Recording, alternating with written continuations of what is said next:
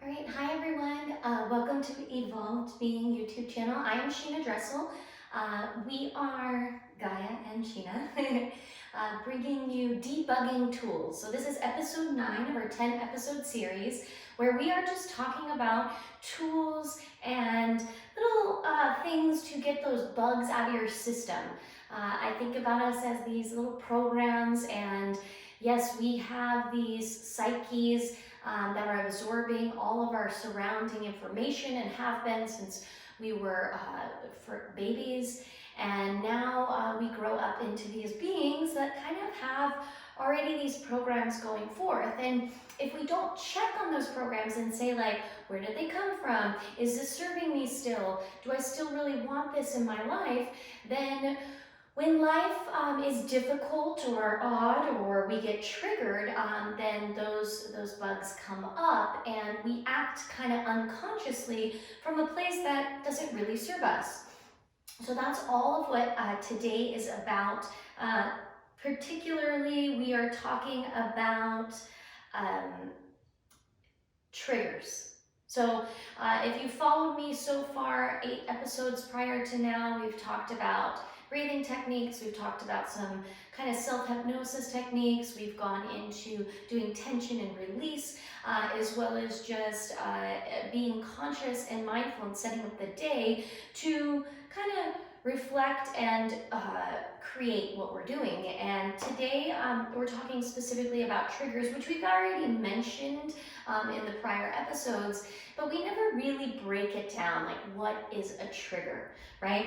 So a trigger is something that elicits an emotional reaction, right? So this is stimulus coming in from the outside world, right, that elicits some sort of response where we feel the need to respond or react, the need to have some sort of an emotional, like, like there's something that's going on. And these can be very minor and they can happen, and it could be just like, someone cuts us off. I always use the road because I feel like for some reason it's an easy one, really, where we can really notice those little things that come up in us.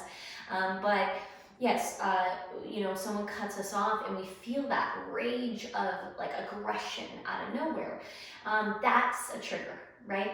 And that's kind of a minor trigger. I think it's something that we all feel, but there's a spectrum. Triggers can be very serious, and they can happen when we have developed some anger issues or depression, or when we've had a really traumatic experience in our past that hasn't been worked through or healed or come to terms with or let go of or surrender to in our lives. And then down here, something comes up where we reckon, where somebody acts like or looks like or says something that triggers that spot, and that comes up in us. And if we don't catch it when it's happening, we could start to kind of embody that experience again. And we have to be really careful, because on this side of the spectrum, we can reproject that into our lives.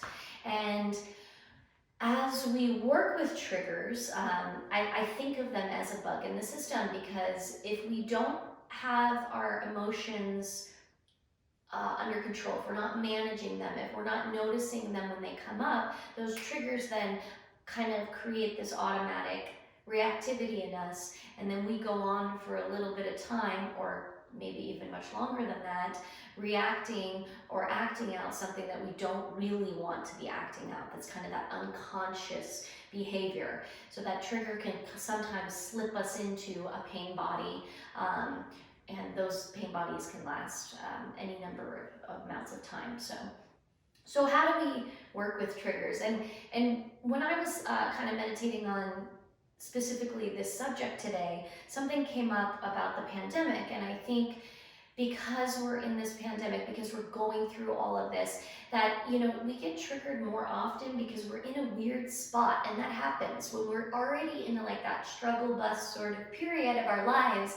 The triggers come a little bit more. Maybe it's because we're not sleeping as much, we're not working as much, because we, on the back burner, we're stressed about money, or we're not used to homeschooling our children, or we are dealing with family, or somebody's sick, or God forbid somebody has passed away. So we've got this stuff on on the back burner where we're not full, right? We're not full in our lives, so we're kind of like, working with a half tank here, and then the triggers are more easily activated. So working in this place, I think a lot of us, I see it in other people. I see more anxiety and more depression and more irritability and more frustration.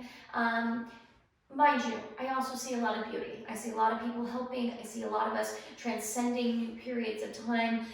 Part of this space of being on that half tank is we really are learning how to manage a lifestyle in a different way. And so when we do get full up again, we have that beauty and that enjoyment and that respect for being full. But for the purpose of today, really talking about how those triggers and how we're in an interesting place. And I want to talk about a tool to remove yourself from the active sort of conscious or unconscious you, and really working from the beginning of the day to the end of the day with small practices throughout the day to separate yourself from the personalness of what the trigger and the trauma and the frustrations and the anxiety and the stress are creating. So I'm saying basically that we can create space between the unconscious behaviors and the, let's say, aware mind, or like Deepak Chopra calls it, the observer. So if we start our day with a little meditation to get ourselves into that observer mentality, and then throughout the day we check in and say, hey, am I reacting from my unconscious state, or am I conscious and aware, right? Am I being that observer? And at the end of the day, spending that time to reflect and say, how did I do today? So, it feels like a lot, but just like with any participation or active work or integration or learning or studies, we have to practice. And at first it takes a little bit. I was telling my sister on the phone just yesterday, although she was kind of busy. I don't know if she was really listening, but it was an affirmation to me, was like, lately, more than ever, when I feel those triggers and that want to slip into that frustrated, short-patiented, irritable, poor me, victim-y sort of role, I just pray. And that works for me. And I'm not saying you have to pray, but there has to be some sort of awareness or some sort of creation at that moment to say, okay, I surrender this, I let go of this, I know this is not me. I also don't maybe know the answer on how to respond right now, but thank you for allowing me to be graceful in this period of time. And I do that, and I find that it's magic. It absolutely works. It absolutely works. And I was telling my sister that I think what it is, it's the difference of being in control of your life, which is never a real thing. You could choose to believe what you think, but we can create our life, but we're never truly in control of everything happening. So it's when we're trying to control all the situations, we're trying to control the person that cuts us off, control how they should feel, or that they, that I hope they feel bad about that, or control our situation and how we respond to the outside environment and making sure that everything works out perfectly, that we always fall short. And that creates that irritability or frustration or anxiety or, God forbid, depression or worse. And if we can give that up, right? Some say to God, surrender it, leave it for the universe.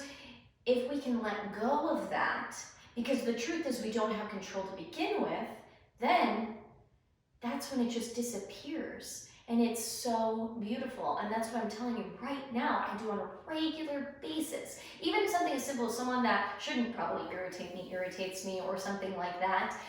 Because, they're acting outside of what I believe they should act like, which is my vision of the world. It's my control, right? And so all of a sudden that creates this conflict and challenge. And then I'm like, whoa, dude, Like, you're not acting like I want you to do.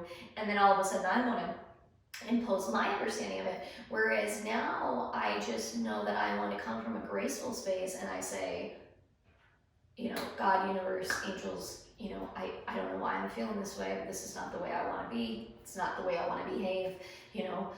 Thank you for the grace to heal the situation. And then I just let it go. I move on. And boom.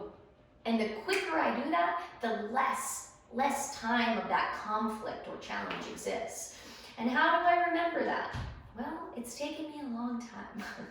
But it was practice. It's practice from the beginning of the day when I wake up and I say I'm choosing to have a joyful and positive day. So anything that happens in the rest of the day is going to trigger me to say, hey, wait, I said I wanted to have a joyful and positive day, and now I've got to stop and say, hey, whoa, this is not joyful and positive, what's going on? And okay, fine, I give it up, boom. And then later on in the evening, before I go to bed, right, because we've got to slow down the life, right? We don't want to just shoot through it all, right? Because then we miss all this, right? If we're just investing our energy constantly and we're not slowing down to receive and absorb our energy and to pay attention to what's going on, we're going to miss all of this. And I'll tell you what, it doesn't go away because we choose not to see it. It just stays there, and sometimes it builds up, and later on down the line, boom, slapped across the face, and we wonder why, right? So then the end of the night, I reflect. I sit down, or I'm laying down, whatever. It doesn't take lots of time. It's not like I'm over here and it's, this disciplined action. It's like, hey, how did I do today? Did I have a positive and joyful day? There were a few places where I could have done better. Okay, God, I know. You'll bring those situations back to me. I'll get another chance to do that. I invite it. Shit, I'm excited for it because I know I'm going to get to practice it. And then over time, those triggers, those emotional triggers, they start to go away. And guess what the new trigger is? Boom, you said you want to be positive and joyful today. What? Like that comes up first now. Imagine that.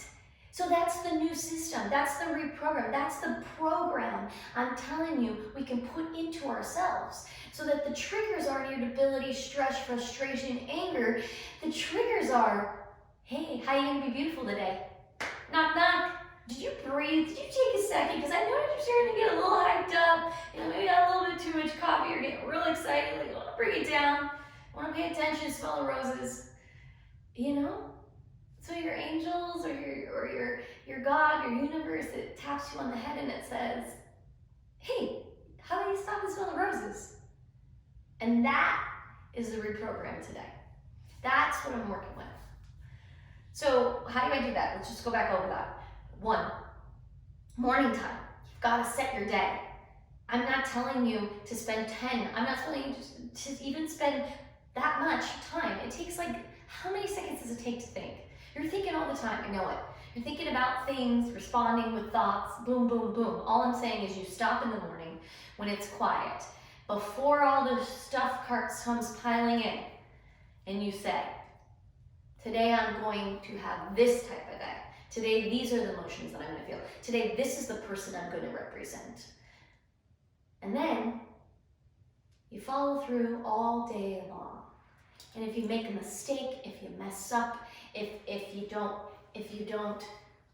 you fall short, it's okay. That's all part of the process, and it's beautiful because over time, those things start to go away. And this works with complaining.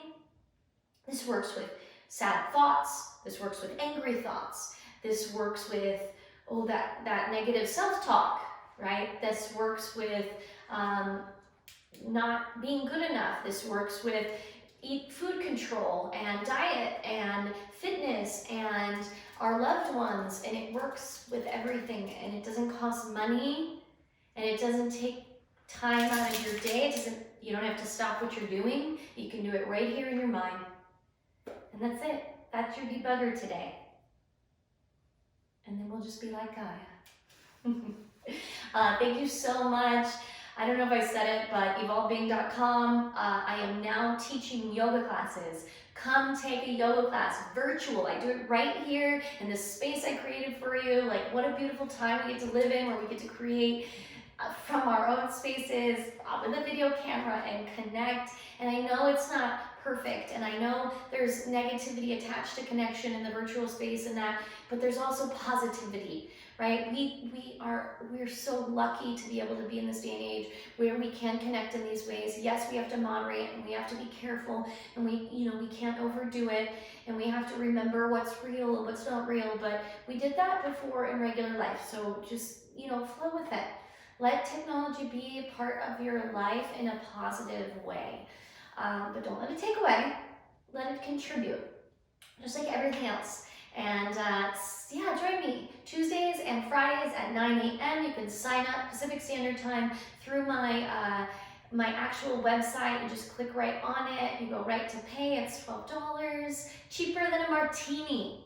12 bucks, 45 minutes of your life. And I promise that high lasts longer. There's no hangover.